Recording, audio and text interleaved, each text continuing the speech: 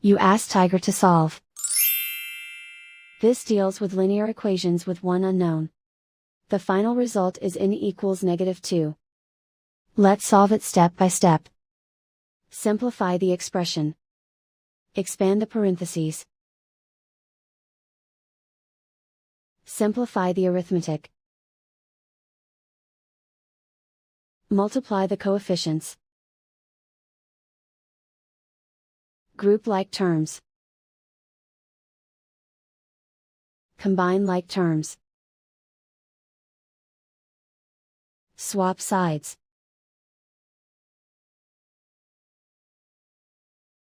Group all constants on the right side of the equation.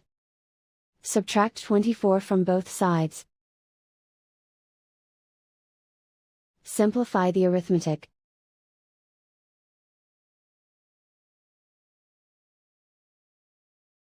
Isolate the n.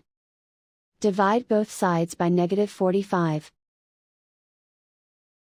Cancel out the negatives. Simplify the fraction.